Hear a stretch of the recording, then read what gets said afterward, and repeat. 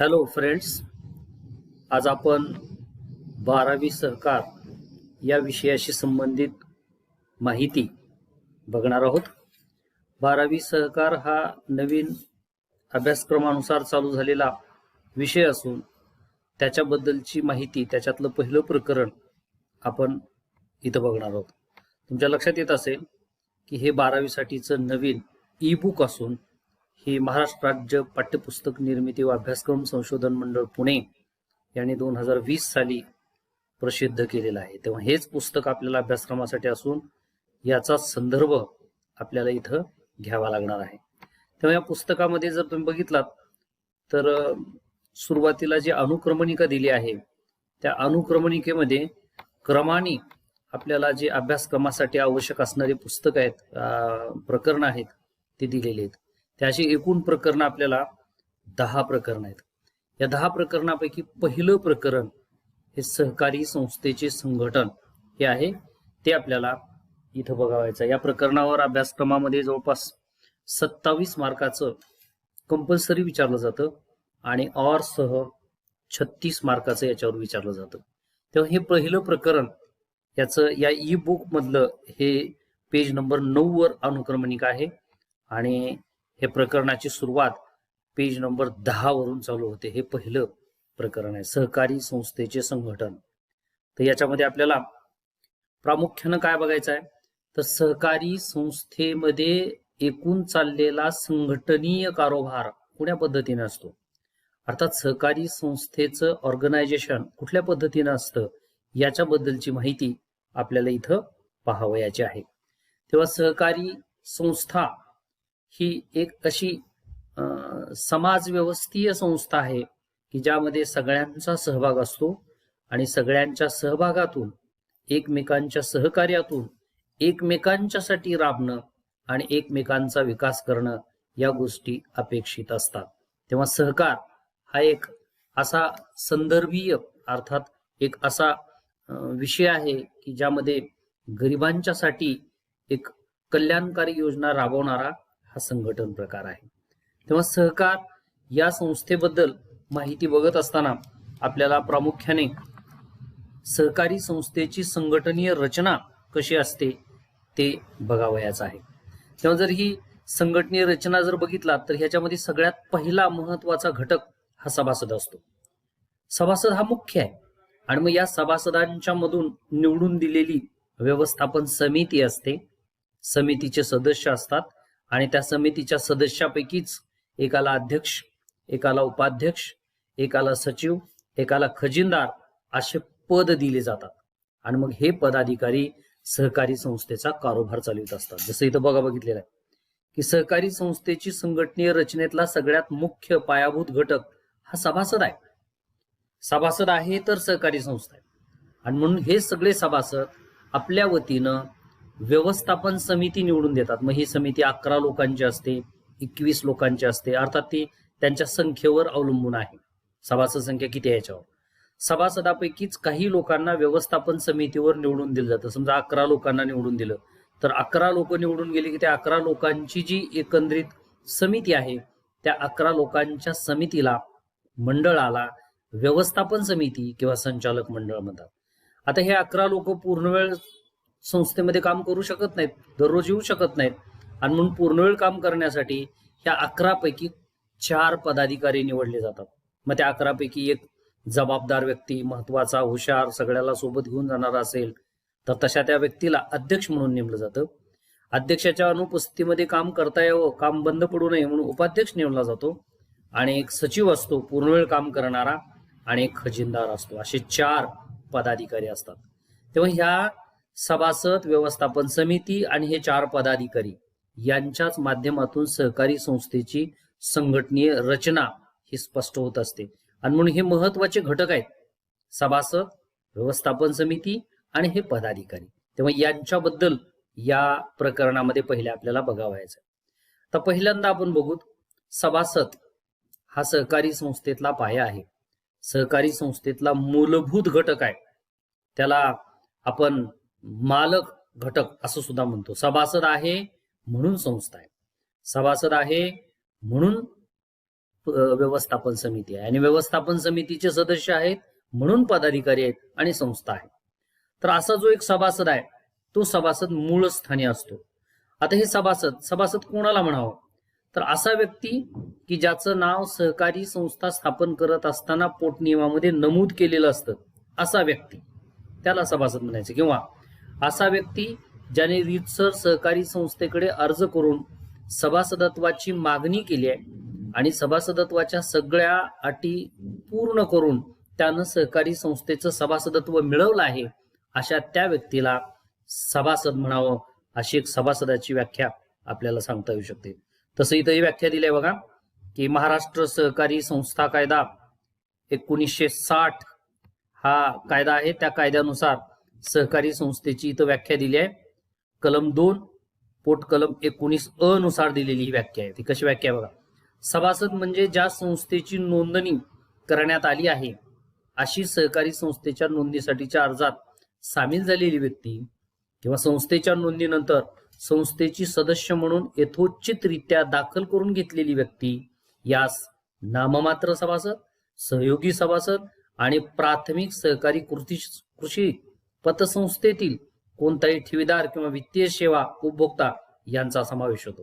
याचा थोडक्यात अर्थ असा आहे की सहकारी संस्था स्थापन होत असताना मूलतः त्या पोट नियमामध्ये सभासद म्हणून ज्याची नोंदणी केलेली आहे, आता असा नोंदणीकृत व्यक्ती सभासद मानला जातो. किंवा नोंदणीकृत झालेली संस्था आहे, अशा संस्थेमध्ये एखादा व्यक्ती अर्ज करून संस्थेकडे सभासदत्व मागत असेल आणि सभासदत्वाच्या सगळ्या अटी पूर्ण करून त्यानं संस्थेकडून सभासदत्व मिळवलं असेल, तर अशा त्या व्यक्तीला किंवा संस्थेला सभासद म्हणावं. म्हणजे सहकारी संस्थेमध्ये व्यक्तीलाही सभासद होता येतं आणि संस्थेलाही सभासद होता येतं.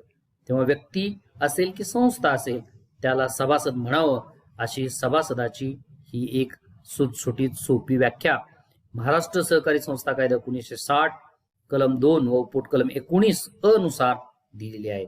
तेव्हा ही व्याख्या लक्षात ठेवा. असा सभासद होण्यासाठी त्याला काही पात्रता धारण करावं लागते. जसं तुम्ही तुम्हाला म्हणाला होता की एखादी संस्था अस्तित्वात आली आहे आणि त्या अस्तित्वात आलेल्या संस्थेमध्येच तुम्हाला सभासद व्हायचं आहे, तर त्या संस्थेचं सभासद होण्यासाठी तुम्ही पात्र असलं पाहिजे. मग काय पात्र असलं पाहिजे, तर ती त्याची पात्रता आहे. तर त्यातली पात्रता इथं दिली आहे बघा, सभासदाची पात्रता. तर ही जी पात्रता आहे त्यातली पहिली पात्रता आहे की तो व्यक्ती सज्ञान असावा लागतो. आता सज्ञान व्यक्ती म्हणजे कोण, ज्याचं वय वर्ष 18 पूर्ण झालंय अशी व्यक्ती सज्ञान व्यक्ती म्हणून ओळखली जाते. जी व्यक्ती कायद्यानं सज्ञान झालेली आहे, जो करार करण्यास पात्र आहे, अशी व्यक्ती सज्ञान व्यक्ती मानली जाते. 18 वर्ष नसेल तर अशी व्यक्ती सज्ञान नसते. त्यांच्याकडून केलेला करार हा बेकायदेशीर असतो. त्यांनी केलेले कार्य किंवा व्यवहार हे सुद्धा बेकायदेशीर असतात आणि म्हणून सज्ञान व्यक्ती असणं ही सभासदाची पहिली पात्रता आहे. सभासदाची दुसरी पात्रता आहे कार्यक्षेत्रात वास्तव्य. अर्थात ज्या संस्थेचे तुम्ही सभासद होणार आहात त्या संस्थेचं कार्यक्षेत्र निश्चित अशा काही गावामध्ये ठरलेलं असतं आणि म्हणून त्या गावाच्या कार्यक्षेत्रामध्येच तुम्ही वास्तव्य करत असाल तरच तुम्हाला सभासद होता येतं. एखाद्या संस्थेच्या कार्यक्षेत्रामध्ये येणारे 112 गाव आहेत, तर त्या 112 गावातल्याच व्यक्तीला सभासद होता येतं. त्याच्यापेक्षा वेगळ्या 113व्या गावातला जर एखादा व्यक्ती सभासद होत असेल तर त्याला सभासद होता येत नाही आणि म्हणून कार्यक्षेत्रात वास्तव्य असणं ही त्याची दुसरी पात्रता आहे. त्याच्यानंतरची तिसरी पात्रता आहे विद्यार्थी सभासद. बऱ्याच वेळा शाळा महाविद्यालयामध्ये विद्यार्थी पुढाकार घेऊन विद्यार्थ्यांच्यासाठी वह्या पुस्तकं स्वस्त किमतीत देता यावे आणि सहकाराची पालमुळं त्यांच्या मनामध्ये रुजावीत याकरता शालेय जीवनामध्येच विद्यार्थी पुढाकार घेऊन संस्था स्थापन करत असतात. अशा शालेय जीवनात, महाविद्यालयीन जीवनात जर विद्यार्थी पुढाकार घेऊन एखादी संस्था स्थापन करत असतील तर अशा संस्थेमध्ये सभासद होण्याला विद्यार्थीच पात्र असतो. तर विद्यार्थी कोण, जो शाळा महाविद्यालयामध्ये प्रवेश घेतलाय आणि त्याचं शिक्षण चालू आहे असा व्यक्ती. मग तो वय वर्ष 18 असेल किंवा 18 पेक्षा कमी असेल, त्याला वयाची अट नाही. तो महाविद्यालय किंवा शाळामध्ये शिकत असला पाहिजे ही त्याची पात्रता आहे. असा पात्र व्यक्ती विद्यार्थी सभासद म्हणून शाळा महाविद्यालयातील स्थापन केलेल्या संस्थेमध्येच सभासद होऊ शकतो, दुसरीकडे तो होऊ शकत नाही, किंवा या संस्थेमध्ये विद्यार्थी सोडून दुसऱ्याला सभासद होता येत नाही, अशी ही त्याची तिसरी पात्रता. चौथी पात्रता आहे नोंदणीकृत संस्था. आपल्याकडे भागीदारी संस्था किंवा प्रमंडळ, त्याच्यानंतर शैक्षणिक संस्था, क्रीडा संस्था किंवा सांस्कृतिक मंडळे किंवा विश्वस्त संस्था, मंदिर, मस्जिद या संस्था अशा अधिकृत नोंदणीकृत असतात. या संस्था त्यांच्या लागू असलेल्या प्रचलित कायद्याने रीतसर स्थापन झालेल्या असतात.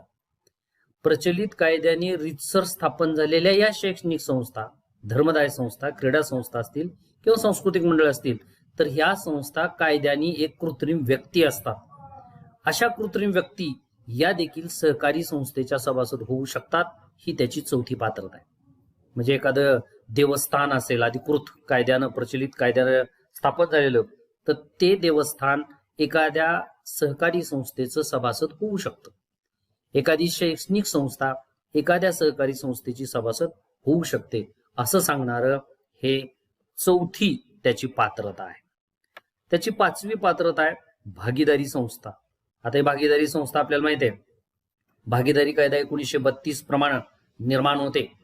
भागीदारी कायदा 1932 असा सांगतो की किमान 2 कमाल 20 व्यक्ती एकत्रित येऊन व्यवसाय करण्याच्या उद्देशाने जेव्हा एखादी संस्था स्थापन केली जाते तेव्हा त्याला भागीदारी संस्था म्हणतात. अशी भागीदारी संस्था ही त्या भागीदारीच्या 1932च्या प्रचलित कायद्याने स्थापन झालेली असल्यामुळे अशी एखादी भागीदारी संस्था दुसऱ्या कोणत्याही सहकारी संस्थेची सभासद बनू शकते. ही त्याची पाचवी पात्रता. सहावी पात्रता आहे कंपनी. आता कंपनी म्हणजे प्रमंडळ. प्रमंडळ हे कंपनी कायदा 1956 प्रमाणे पूर्वी स्थापन व्हायचे, आता त्याच्या सुधारणा झाले. भारतीय कंपनी कायदा 1913 आपल्याकडे आहे. तेव्हा भारतीय कंपनी कायदा 1913 नुसार रीतसर नोंदणी करून अस्तित्वात आलेली जी संस्था आहे त्या संस्थेला कंपनी म्हणतात. आणि अशी कंपनी ही देखील कायद्याने एक कृत्रिम व्यक्ती असते.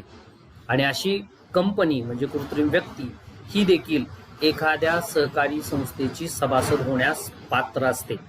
त्यामुळं ही त्याची सहावी पात्रता. त्याच्यानंतर सातवी पात्रता आहे सार्वजनिक विश्वस्त संस्था. मग म्हणाल्याप्रमाणे विश्वस्त कायदा 1860 अंतर्गत ज्या काही संस्था निर्माण झाल्या आहेत, स्थापन झाल्यात, त्या स्थापन होणाऱ्या संस्था ह्या देखील सहकारी संस्थेच्या सभासद होऊ शकतात. आणि म्हणून हेही त्याची पात्रता आहे. विश्वस्त संस्था म्हणजे देवालय, मंदिरं किंवा सोशल वर्कर करणाऱ्या संस्था, अशा संस्था या देखील प्रचलित कायद्याने निर्माण झालेल्या असल्यामुळे त्या एखाद्या सहकारी संस्थेची सभासद होऊ शकतात, असा सांगणारा हा एक नियम आहे. ही एक त्याची पात्रता आहे.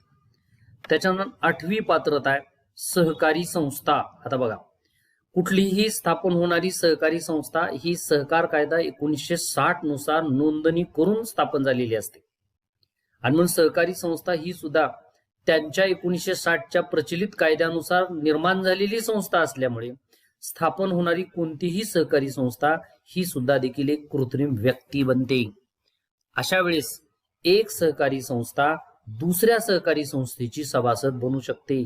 जसं कंपनी, सार्वजनिक विश्वस्त संस्था किंवा इतर सार्वजनिक मंडळ हे जसं सहकारी संस्थेचे सभासद होऊ शकतात, तसं सहकारी संस्था हे देखील दुसऱ्या सहकारी संस्थेची सभासद बनू शकते.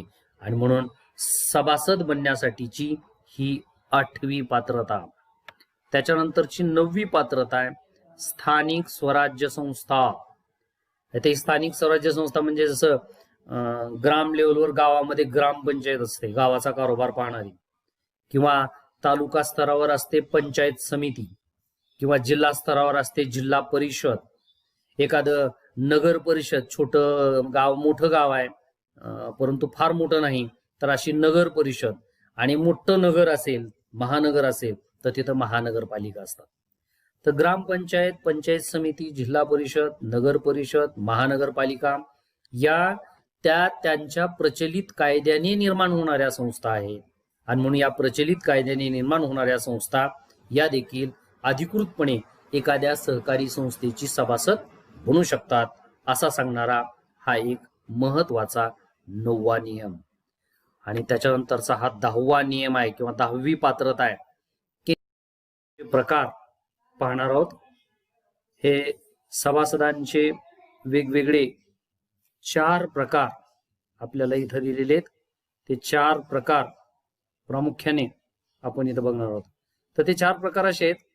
सगळ्यात पहिला प्रकार आहे तो काही इथं दिलाय, क्रियाशील सभासद.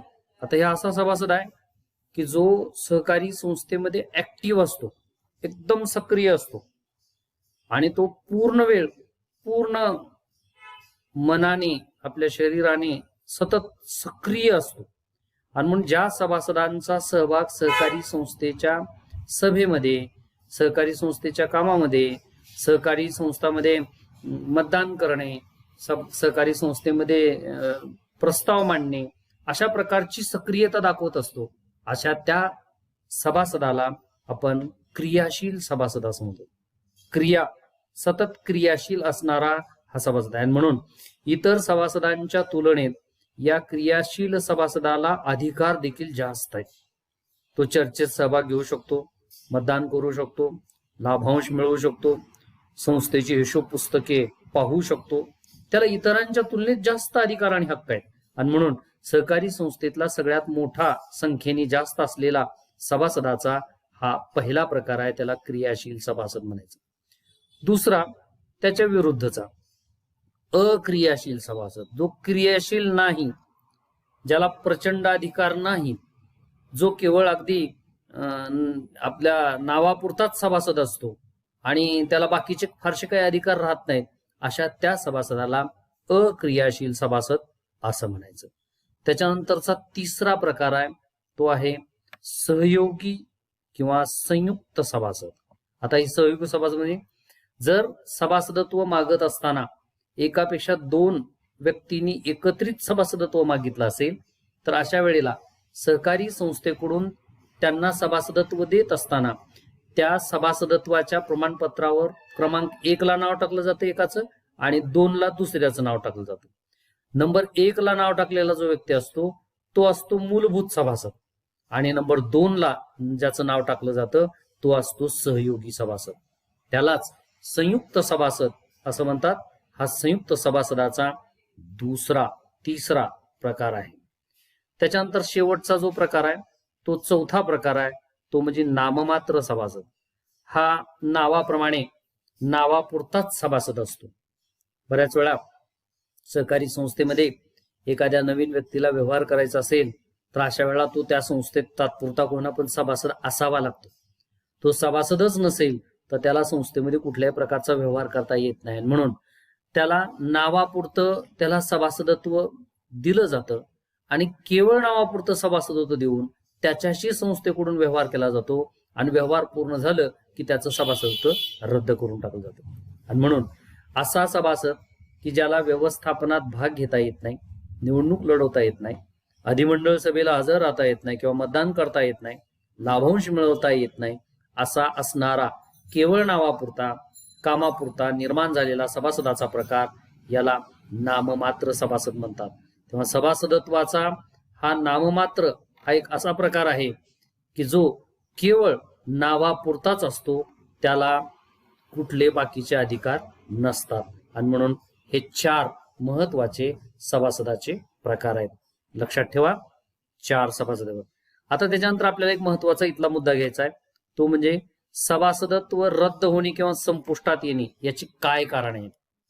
म्हणजे एखाद्या सहकारी संस्थेमध्ये व्यक्ती सभासद झालेला आहे आणि तो सभासद म्हणून चालू आहे, त्याचं सभासदत्व चालू आहे, परंतु त्या संस्थेत त्याचं असलेलं सभासदत्व कुठल्या कारणाने रद्द होऊ शकतं, काय कारण आहे, किंवा त्याचं असलेलं अस्तित्वात असलेलं सभासदत्व कुठल्या कारणाने रद्द होऊ शकतं, त्याची काय कारण आहेत, ते कारण आपल्याला बघावयाचे. लक्षात येतं ना. एखाद्या सहकारी संस्थेमध्ये एखादा व्यक्ती किंवा संस्था सभासद आहे, पण असं कोणतं कारण आहे की ज्या कारणामुळे ही व्यक्ती किंवा संस्था याचं त्या संस्थेतील सभासदत्व हे रद्द होतं. आणि म्हणून सभासदत्व रद्द होण्याची कारणे किंवा संपुष्टात येण्याची कारणे असं त्याला म्हणतात. ती कारणे आपल्याला एक एक करून बघायची. तेव्हा त्याचं पहिलं कारण, सभासदाचा मृत्यू. बघा, एखादा व्यक्ती सहकारी संस्थेचा सभासद झालाय, परंतु दुर्दैवाने त्याला आकस्मिक निधन आलं, तो मृत पावला, तर अशा वेळेला त्या व्यक्तीचं वास्तव जीवनातलं अस्तित्व संपुष्टात येतं आणि असा मृत झालेला व्यक्ती हा कुठल्याही सहकारी संस्थेचा सभासद राहू शकत नाही. सभासदत्व रद्द होण्याचं हे पहिलं कारण आहे. व्यक्ती मृत झाल्यावर जसं त्याचं सभासदत्व रद्द होतं, तसं एखादी संस्था चालू असताना त्यांनी निर्णय घेऊन जर त्यांनी त्यांचं डिझॉल्युशन केलं, ती संस्था विसर्जित केली, संस्था संपवली, तर अशा वेळेला त्या मयत संस्था ही देखील सहकारी संस्थेची सभासद राहू शकत नाही. हे सभासदत्व रद्द होण्याचं महत्वाचं पहिलं कारण आहे. सभासदत्व रद्द होण्याचं दुसरं कारण, सभासदत्वाचा राजीनामा. म्हणजे एखादा व्यक्ती किंवा संस्था सभासद आहे, पण स्वतःहून त्यांनीच मला सभासदत्व नको असं म्हणून संस्थेकडे राजीनामा देत असतील आणि दिलेला राजीनामा त्या संस्थेच्या व्यवस्थापन समितीने मंजूर केला, तर अशा वेळेला त्या व्यक्ती किंवा संस्था असलेल्या सभासदाचं सभासदत्व हे रद्द होत असतं. सभासदत्व रद्द होण्याचं महत्वाचं हे दुसरं कारण आहे. अर्थात सभासदाचा मृत्यू हा आकस्मिक असू शकतो, नैसर्गिक असू शकतो, त्याच्याही जसं रद्द होतं तसं इथं जाणून बुजून व्यक्ती जिवंत असताना मला तुमचं सभासदत्व नको, मला तुमच्या संस्थेचा सभासद होण्याची इच्छा नाही असं म्हणून जर त्यांनी राजीनामा दिला असेल, तर अशाही वेळेला त्या व्यक्तीचा किंवा संस्थेतील सभासदत्वाचा हक्क निघून जातो आणि त्याचं सभासदत्व रद्द होत असतं. तेव्हा सभासदत्व रद्द होण्याचं हे दुसरं कारण. सभासदत्व रद्द होण्याचं तिसरं कारण, भाग हस्तांतरण. म्हणजे एखादा सभासद हा आपल्या नावावरील संस्थेत असलेला भाग म्हणजे शेअर्स हा जर तो स्वतःहून दुसऱ्या कुणाला जर हस्तांतरित करत असेल, तर अशाही वेळेला हस्तांतरित केल्यानंतर मूळ सभासदाचं सभासदत्व त्या संस्थेमध्ये राहत नाही. जसं अ नावाचा व्यक्ती संस्थेला विनंती अर्ज करून म्हणाला की माझं सभासदत्व मला आता ठेवायचं नाही, माझ्या नावावरला भाग हा मी ब ला हस्तांतरित करत आहे. अशा वेळेला अ या व्यक्तीचं सभासदत्व रद्द होतं आणि नव्याने ब या व्यक्तीला सभासदत्व मिळत असतं. अ कडून ब कडे भागाचं हस्तांतरण झालं म्हणून अ चं सभासदत्व रद्द झालं. सभासदत्व रद्द होण्याचं हे महत्वाचं तिसरं कारण आहे. सभासदत्व रद्द होण्याचं चौथं कारण, कार्यक्षेत्राबाहेर वास्तव्य. म्हणजे मग आम्ही सांगितल्याप्रमाणे किंवा आपण चर्चा केलो की एखाद्या सहकारी संस्थेचं कार्यक्षेत्र एक ठराविक गावं असतात. 112 गावं एखाद्या सहकारी साखर कारखान्याचं कार्यक्षेत्र असेल तर 112 गावातल्याच व्यक्तीला त्या कारखान्याचा सभासद होता येतं. आणि सभासद झालेला असा एखादा व्यक्ती 112 गावाच्या वास्तवामध्ये आहे म्हणून सभासद झालाय. पण जर का तो त्या 112 गावापैकी न राहता दुसऱ्याच एखाद्या 113व्या 14व्या गावामध्ये जाऊन जर राहत असेल, तर त्याचं वास्तव्य राहणं हे सहकारी संस्थेच्या कार्यक्षेत्रात असलेल्या गावाच्या बाहेर राहणे.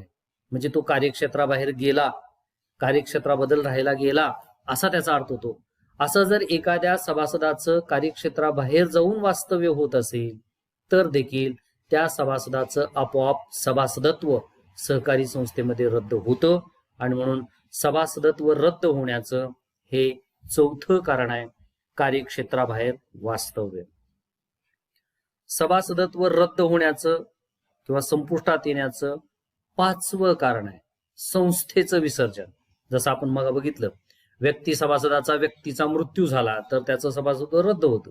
तसं एखादी संस्था सभासद आहे, म्हणजे भागीदारी संस्था आहे, कंपनी आहे किंवा एखादं मंदिर मस्जिद सभासद आहे, तर अशा वेळेला ही संस्थाच जर विसर्जित झाली तर अशाही वेळेला त्या संस्थेचं सहकारी संस्थेत असलेलं सभासदत्व रद्द होत असतं. तेव्हा रद्द होण्यामागचं म्हणजे संस्था सभासदत्व रद्द होण्यामागचं हे पाचवं कारण आहे, संस्थेचे विसर्जन. त्याच्यानंतरचं सभासदत्व रद्द होण्याचं त्याच्यानंतरचं कारण आहे ते म्हणजे सभासदाची हकालपट्टी. बघा, अतिशय महत्वाचा मुद्दा आहे. सहकारी संस्थेमध्ये व्यक्ती किंवा संस्था सभासद असेल तर त्या व्यक्ती आणि संस्थेनं सहकारी संस्थेमध्ये सतत सक्रिय राहायला पाहिजे. कारण सभासदाच्या काही अधिकार आहेत, काही जबाबदारी आहेत. अधिकाराचा वापर करा, जबाबदाऱ्यांचं पालन करा आणि सहकारी संस्थेच्या हितासाठी झगडत राहा. असं सांगणारी सहकारी संस्था आहे. असा हा सहकाराचा नियम आहे.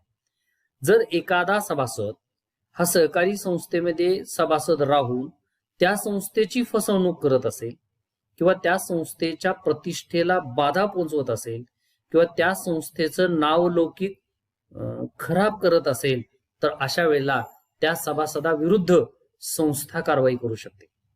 संस्था त्या सभासदाला बोलवून घेऊन विचारेल किंवा तुम्ही आमच्या संस्थेची, तुमचीच संस्था आहे, तुम्ही सभासद आहात, मग संस्थेची फसवणूक का करता, संस्थेची प्रतिष्ठा का कमी करता, संस्थेच्या नावलौकिकात बाधा पोहोचेल अशा प्रकारचं कृत्य तुम्ही का करता, असं वारंवार विचारून त्याला थांबवलं जातं. पण जर का वारंवार विचारून लेखी सूचना देऊन जर तो सभासद अशा प्रकारचं कार्य थांबवत नसेल, सूचना देऊनही तो सभासद सहकारी संस्थेच्या नावलौकिकास बाधा पोहोचवत असेल तर अशा वेळेला सभासदाच्या सभेमध्ये, सर्वसाधारण सभेमध्ये 2/3 बहुमत मिळवून अशा सभासदाचं सभासदत्व रद्द केलं जाऊ शकतं.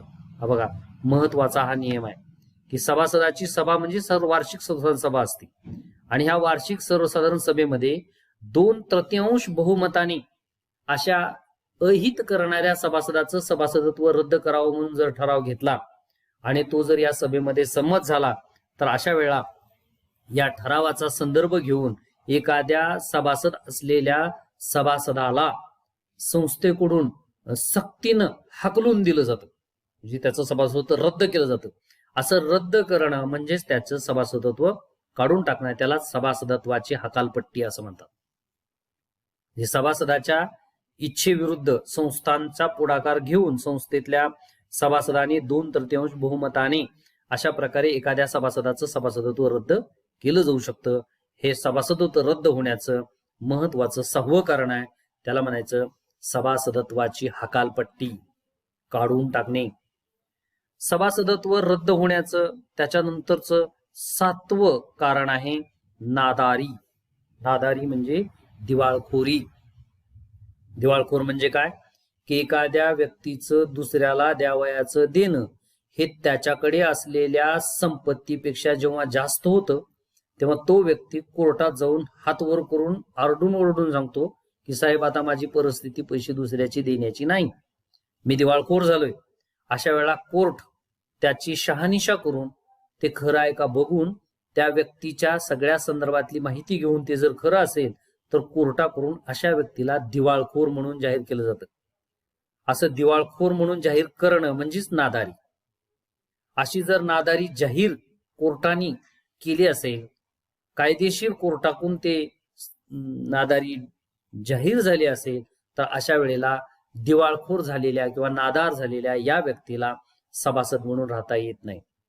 दिवाळखोरी म्हणून जाहीर झालेली असेल तर याचा आधार घेऊन सहकारी संस्था त्या व्यक्तीचं किंवा त्या संस्थेचं सभासदत्व रद्द करू शकते. तेव्हा सभासदत्व रद्द करण्याचं महत्वाचं हे 7वं कारण आहे की एखादी संस्था किंवा एखादी व्यक्ती दिवाळखोर होत असेल, नादार होत असेल तर त्याचं सभासदत्व रद्द केलं जातं.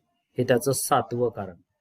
आणि सभासदत्व रद्द होण्याचं महत्वाचं 8वं कारण म्हणजे अक्रियाशील सभासद.